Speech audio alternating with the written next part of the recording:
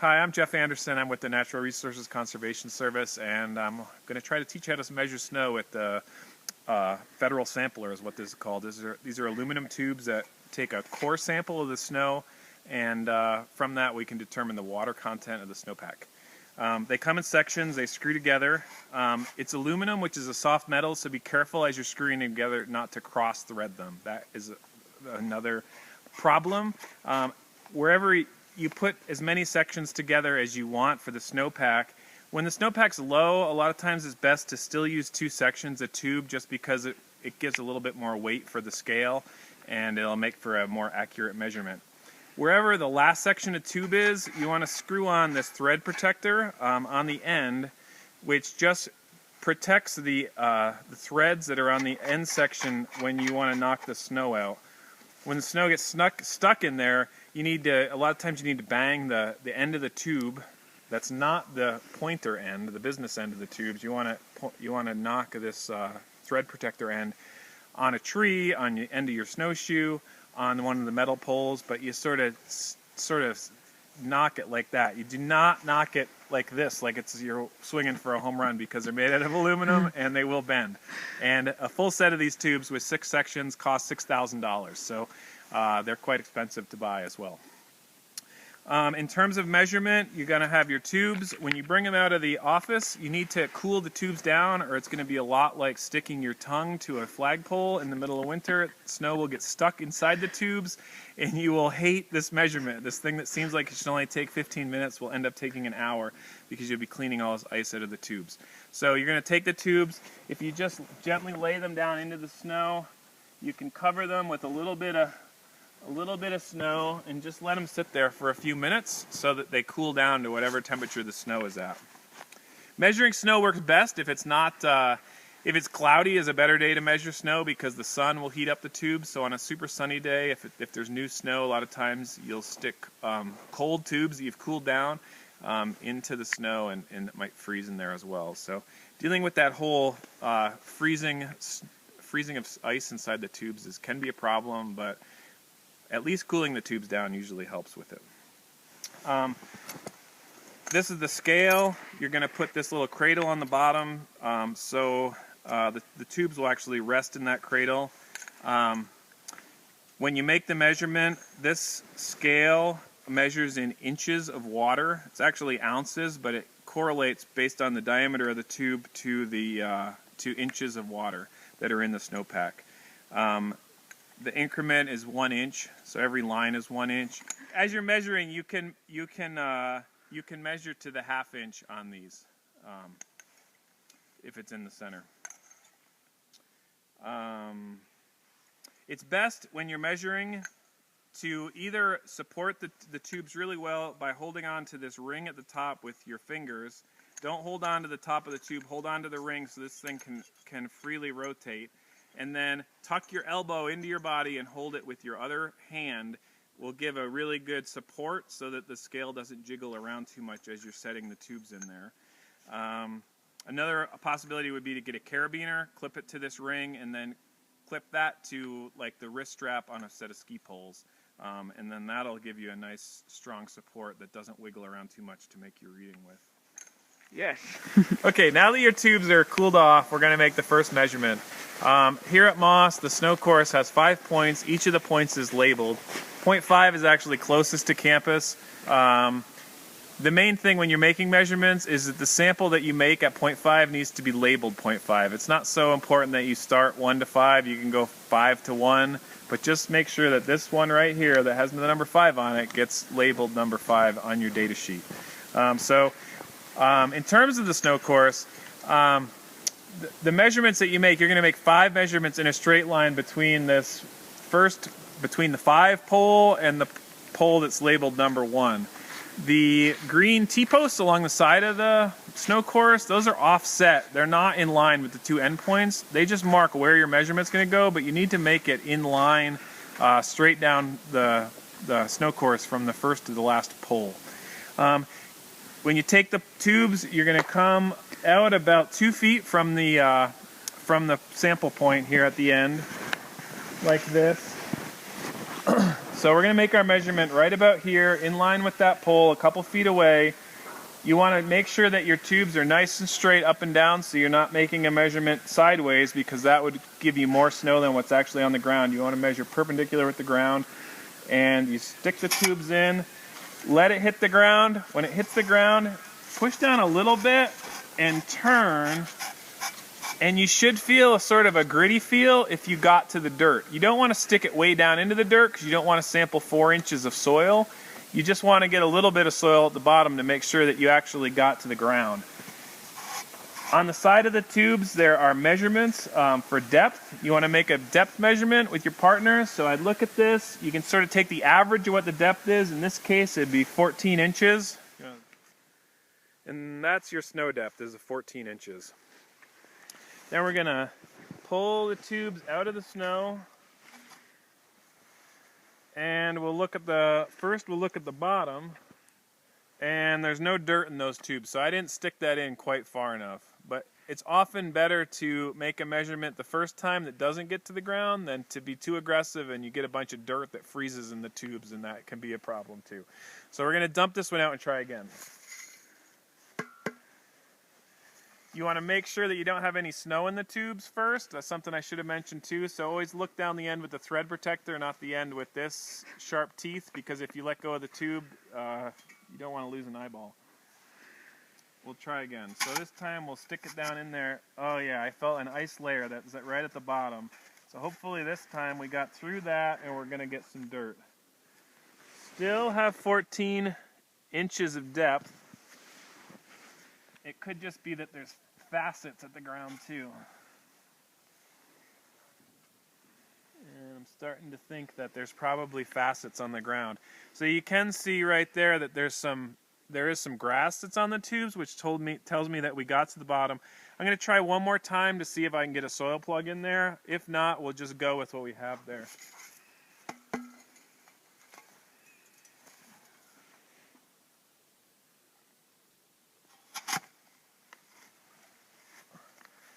I can really feel that the ground is frozen under there, which makes getting a soil plug hard.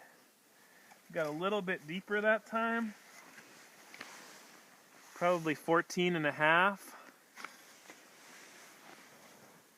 And again, the same thing. You can see a little bit of grass, but no soil. So we're pretty confident that that actually hit the ground. There's definitely a little bit of dirt on the teeth. It's just we're missing maybe just a tiny bit of facets at the bottom, and we just can't measure that. So we had 14.5 for depth. The core sample, you can look through these holes in the side of the tube. That would be 9 inches for the core. The core doesn't really tell us that much about the water content. It just tells us that you want your core length to be fairly representative of what your overall depth was. So we were at 14. We've got 9.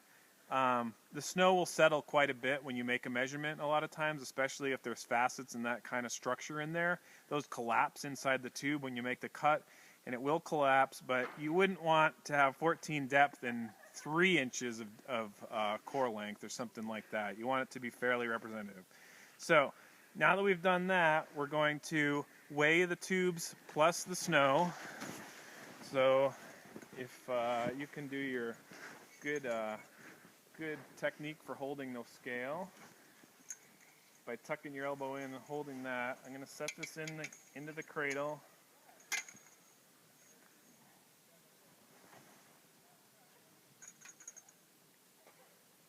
And that's 10 inches. You made that look perfectly easy, getting it balanced on the very first well, try. It takes practice. Don't expect it to sit in there quite as... I am a trained professional. So. Then that's the snow plus the tubes. We want to know how much just the snow weighs. So we're actually going to dump the snow out. Get it nice and clean, and now we'll weigh it again to find out how much the tubes weighed.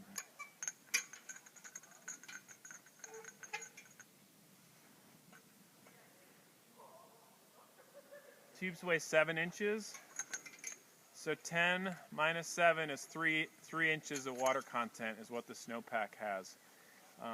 So we'll write all that down, and then we'll show you what it looks like on the note form.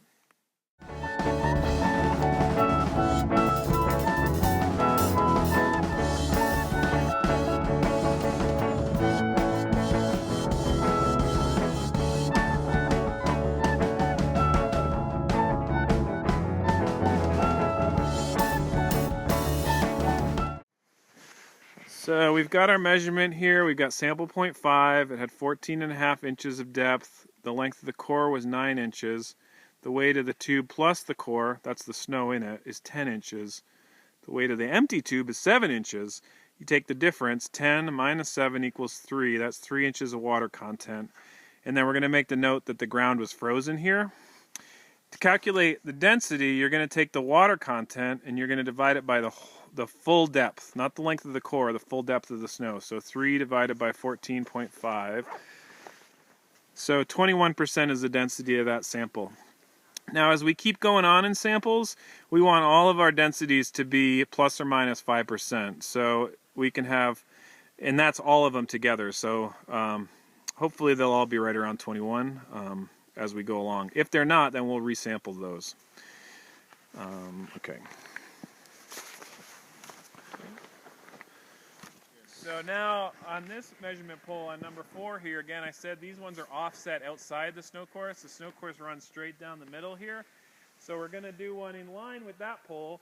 We'll come off of this pole now to that center line a couple feet, and we will make a new measurement. Oh, the ground right there felt a lot less frozen than in that other spot. Maybe it's just vegetation. That's 15 inches of depth. Pull it up. And we got a little bit of dirt in there, so that's good. But we don't want to measure the weight of that dirt, so we want to pick that out of there. And in the snow tube kit, there may be a butter knife, maybe not. If there's not, then you could get a butter knife from the cafeteria and stick it in there. We actually have ones that we drill a hole in the handle of it, and then we put a string around it so you can keep it around your neck, which makes it convenient. Why would you not want to use your pencil? Oh, a pencil would work too. Sometimes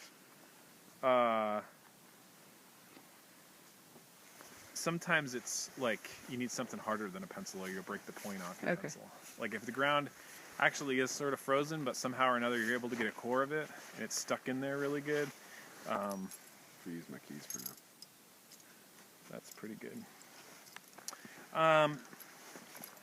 When you get some dirt in there, you can try to use a pencil, a butter knife, set of keys, whatever to get that out. You want to make sure you've come away from this sampling point a little bit. This might even be a little bit too close. You might want to be over another 4 or 5 feet to dump the dirt out, because in the spring as the snowpack starts to melt, if there's dirt on the surface of it, that absorbs more solar radiation. It tends to melt the snow around it more, and you get a hole wherever there's dirt on the top of the snow. So keeping your dirt further from the snow course will be better for snow measurement in the future. So we got the dirt out. Now we're going to weigh it again.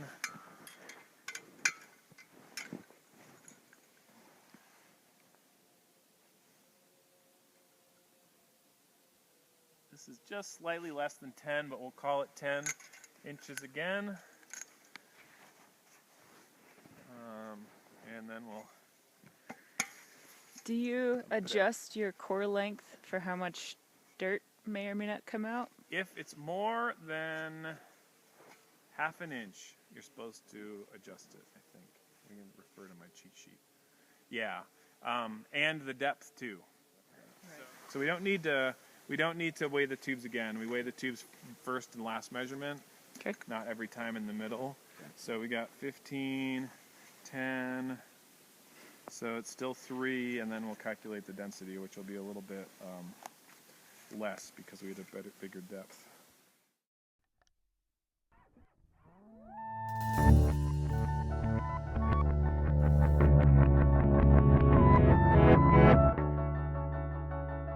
So here's sample point number 4. This time we had 15 inches of depth, the core, and the 10 inches of length in the core. The tube and the core weighed 10 again, and so the water content was 3. This time when you divide 3 by 15, you get 20% density, which is still within that 5%. It's only 1% difference, so that's great. That's what you want, is to see all your densities real close together.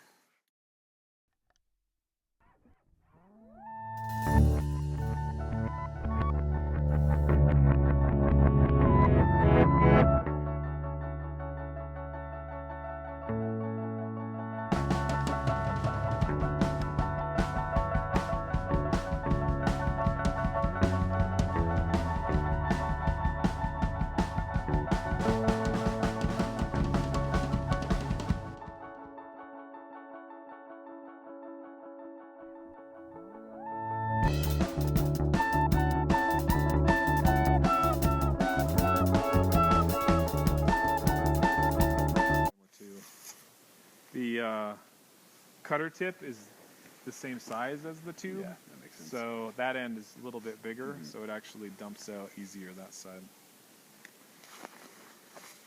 That's something else to keep in mind as you get more and more tubes. Is you always, when you're holding it, you always want to keep the cutter end a little slightly downhill, because if it's a really slippery snowpack and you dump it that way, it just falls right out the end, and then you're like, crap.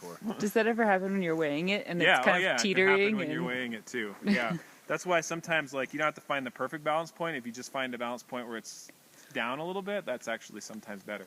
But in order to do that, you have to have this like high enough that the tubes aren't touching the snow, or your leg. That's can be a cause of error when the tubes are resting on something and not hanging freely. So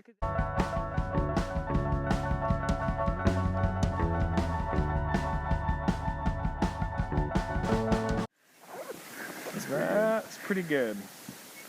Typically, you will get a soil plug, but if the ground's frozen, you can't get a soil plug. But you definitely want to see the grass at least in your measurement.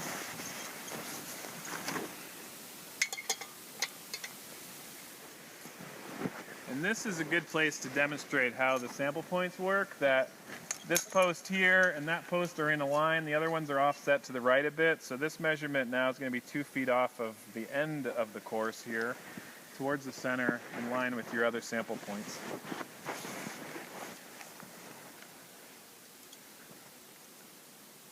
Not there again? Yep, that's great.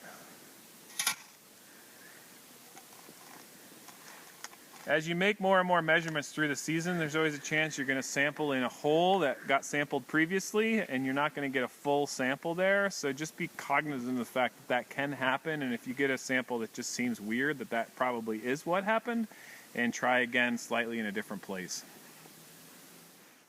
So if we look at our measurements here, you can see that the water content for each of them was 3 inches, but the density is really what we want to look at this point. They were all within just a couple percent of each other, so that's great. If one of them was, say, 27, then you'd need to probably redo that one, or if one of them was like 10%, then you definitely want to redo that one. So all of them should be within 5% at the end. Now we're going to calculate the average snow water content for the course. We do that by first making a total column and totaling up the depth in one column and then the water content in another column. So 1 second and we'll have those numbers. So now we totaled up the total depth for the 5 points added together, 71 inches. Adding up all those threes gives us 15 inches for the total water content. Now we're going to take the average of them by dividing by 5.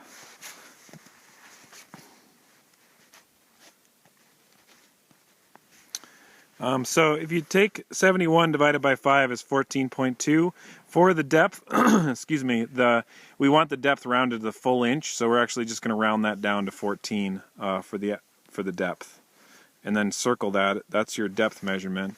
15 divided by 5 is going to be 3 inches. And we're going to circle that one as well. Then just as the last check, we want to do another density calculation based on those totals. So we're going to take 15 divided by 71 is equal to 21, and that'll be our average density.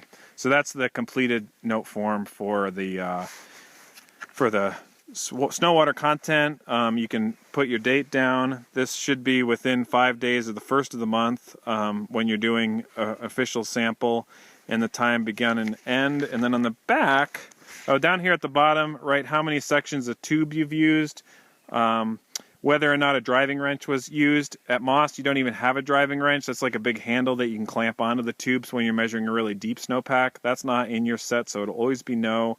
And then just 1 of 1 sheets. Then on the back, there's a few questions that you can answer that help us know in the office what the sampling day was like. So today was partly cloudy. Samples were obtained with ease. Ground under the snow was frozen. Was there an ice layer on the ground? Not Not really. There were some facets on the ground. How many inches of new snow was on the course? This isn't like a critical measurement. I would say about 5 inches for today. Depth of the first crust. There wasn't really a crust. Is there an ice layer in the pack? Not today. And then if you have any remarks about the snow course, whether or not you're able to sample at each of the points, or if there was a ski track through on the points and you needed to measure slightly off of that, then you can remark that there. Just anything that would help us in the office understand what's going on here would be great. So that's a completed snow course done the traditional way. It's interesting that today the snow water content is 3 inches. That's sort of the cutoff for making a sample the traditional way, where you're actually weighing at every single sample point. If you have less snow water than 3 inches, if it's only 1 or 2 inches, this method that we've been using isn't gonna work very well. You're gonna find it's really hard to get your densities to come out within 5% of each other. They'll be all over the place because you have such a small water content. It doesn't take much, only 1 inch or 2 of difference in the depth for the density to get really thrown off. So in that case, what you're going to do is a bulk sample, and that's a slightly different kind of measurement, and it's actually easier to do because you only weigh the snow once. So we'll demonstrate how to do that too, and then that'll cover the 2 different kind of measurements that you'd ever have to do at Moss. So at the end of your measurement, you want to make sure that the weight that you had for the tube at the beginning is actually the correct weight, so you should reweigh it and make sure that it comes up the same as it was before. So it comes up again as 7 inches. That just ensures that you didn't, because if the tube weight is off, then it's going to throw off all the water contents that you have in there. So just something to think about. So in order to do a bulk sampling, basically what you're going to do is, instead of weighing the tubes each time you make a measurement, you're going to stick the tubes in, get the depth, get the core length, and then dump the snow into a plastic bag. And you do that for all 5 points, and then you weigh the tubes and the plastic bag with the snow in it together. Then you take the bag, dump it out, put the bag and the tubes back on the scale and weigh those together, and that allows you to get a water content for the total snow course, and you can divide that by 5. But we'll go through it. So it's the same as before in terms of sampling. We'll go ahead and get another sample. I'll take the scale from you.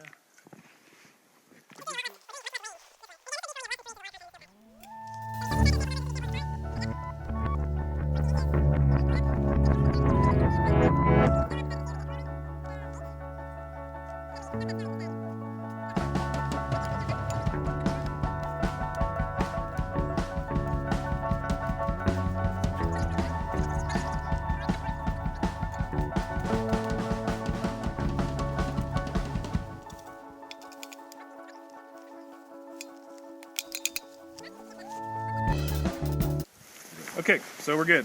So 14 and 8. Now we got the snow in the bag. We'll do the next measurement.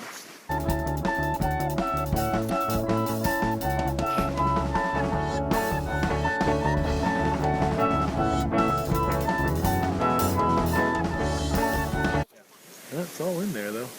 Okay, sometimes you can look down the hole and you can see if snow fell out or not. So that one collapsed from 13.5 to 5 inches, but it all appears to be in the tubes. So that was 5 for the core. Mm-hmm. Let's dump it out into the bag. We can get it together. We can get it together.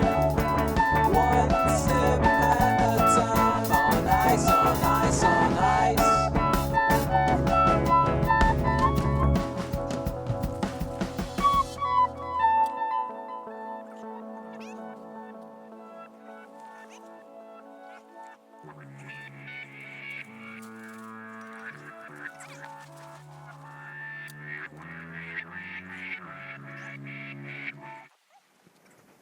Okay, so now we'll dump this in here, last measurement.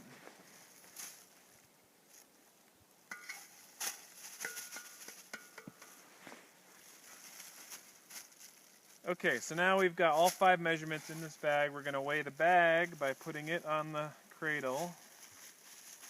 with the tubes, you don't just weigh the bag all by itself because you want the spring to be loaded. So you need the weight of the tube to load the spring up because there's not much weight in that bag.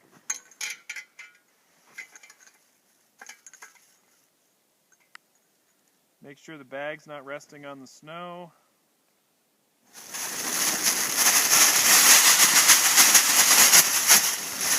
And even though the bag doesn't weigh much, we'll still stick it back on the scale to do the weight of the tear weight. So this time we've got the depth as before and the length of core as before, but we're going to do a bulk sample. So we'll just write bulk sample across that area. And then the weight of the tube and the core is 18. The weight of the empty tube 7. So the water content's the difference between those. That's 11 inches. We're still going to add up the total depth like before. We'll divide those numbers. 71.5 is the total depth divided by 5. It's equal to 14.3. Again, that'll get rounded to the whole number. So 14 inches. 11 divided by 5 is equal to 2.2 inches. So in this case, if you remember in our old note form, when we were doing samples individually, we got 3 inches of water content. When we've done it this way, we get 2.2 inches. I think actually the bulk sample method is probably more accurate because you're using the scale in more of its mid-range. And so since that 3-inch water content, even though we got densities that were all good, when there's only 3 inches, you really probably could do a bulk sample and that would be fine, and it might actually reveal the water content's a little bit less than what you thought it was. So anyways, when you have a small amount of snow, less than 12 or 15 inches, it's probably a good idea to just go ahead with a bulk sample. Certainly when you get up to having 20 inches or 30 inches, you're going to want to do it the normal way because the bag won't hold all that snow at that point. So that's how you do a bulk sample. That's an awesome calculator you got there. Yeah, it's pretty nice. It's like circa 1985 probably, I think. It's pretty nice. It's amazing that a calculator that old has actually survived and not been lost in the snow, I think. Because who knows, I found it in our storeroom somewhere. So we'll keep working our way down here. Okay. 14 inches. Looks like something dropped back there where we were standing a second ago. Oh, that's my calculator. We were just talking about that. Calculator almost got lost.